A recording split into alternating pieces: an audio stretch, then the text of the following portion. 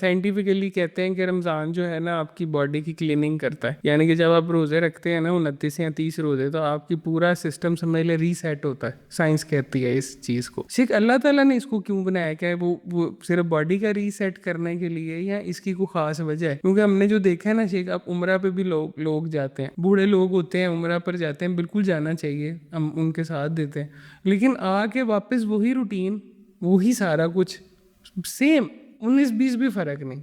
جس طرح پچھلے دنوں ہی کسی نے میرے سے پوچھا کہ آپ عمرے پر گئے تھے، آپ کا کیا موٹو تھا، کیا موٹو لے کے جانا چاہیے؟ تو میں نے انہیں کہا کہ یار صحیح بات بتائیں تو موٹیو کسی کا پورا نہیں ہوتا جو ان ریئلسٹک موٹیو رکھتا ہے. تو یہ کیا رمضان کا آنا اور جانا، اللہ تعالیٰ کی اس کے پیچھے کیا حکمت ہے کہ کیوں ہے یہ مہینہ عام مہینوں جیسا کیوں نہیں ہے؟ اور کیا روزوں میں کیا ایسی چیز ہم اچیو کر پاتے ہیں اپنی باڈی کو ریسیٹ کے علاوہ؟ نہیں، اصل میں اگر دیکھا جائے نا تو اللہ تعالیٰ کی ڈیمانڈ کوئی راشن کا بقا کرنا، آپ کے کھانے کو کم سے کم استعمال کروانا، یہ مقصود نہیں تھا. مقصود تو اللہ خود کہتے ہیں، اور ساتھ بتا دیا اللہ نے کہ یہ روزے جو میں نے تمہارے اوپر فرض کیے ہیں امت محمدیہ پر نہیں، ہم نے پہلے لوگوں پر بھی فرض کیے ہیں. یا ایھا الذین آمنوا کتب علیکم الصیام کما کتب علی الذین من قبلکم لعلکم تتقون. ایمان والو، تمہارے اوپر ہم نے روزے فرض کیے ہیں جیسے ہم نے پہلے لوگوں پر کیے تھے. ان کے پر فرض کرنے کا بھی مقصد یہی تھا، تمہارے اوپر بھی فرض کرنے کا مقصد کیا ہے؟ لعلکم تتقون. اللہ اصل تبدیلی چاہتے ہیں کہ بندے کی تبدیلی آئے. بندہ پچھلے اس نے 10-11 ماہ جو اس کی روٹین تھی، رمضان کے مہینے میں آ کے وہ اپنی اس روٹین کو بدلے. نمازیں اس کی صرف فرض تھے، سنن نوافل ساتھ پڑھ لے.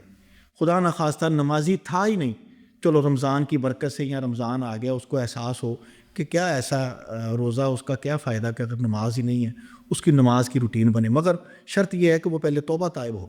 اسے میں رکھیے گا، اگر ایک شخص نمازی نہیں تھا پورا سال اور رمضان آتا ہے اور رمضان میں آ کے وہ روزے رکھ رہا ہے اور ساتھ سمجھ رہا ہے کہ یار میں نے روزہ رکھنا ہے اور روزہ کیا فائدہ کہ میں نماز نہ پڑھوں، تو وہ نہ اس کی نماز ہے نہ اس کا روزہ ہے. اس لیے کہ وہ تو نماز کو فرض ہی نہیں سمجھ رہا، وہ تو نماز کو روزے کے ساتھ جوڑ رہا ہے، اس کے ساتھ کنسلٹ کر رہا ہے کہ یار یہ ہے تو وہ ہے. نہیں، حالانکہ نماز تو ایک ایمان کا حصہ تھا، مسلمان کے اوپر فرض تھی، پورا سال فرض تھی. اس لیے جو حضرات یہ سوچ کے نماز پڑھتے ہیں وہ تو بالکل غلط کرتے ہیں. ان کو چاہیے کہ اگر اللہ نے ان کو اب توفیق دی ہے، رمضان ان کی زندگی میں آیا ہے، پہلے توبہ کریں کہ یا اللہ ہم سے غلطی ہوئی، ہم نمازیں نہیں پڑھتے رہے.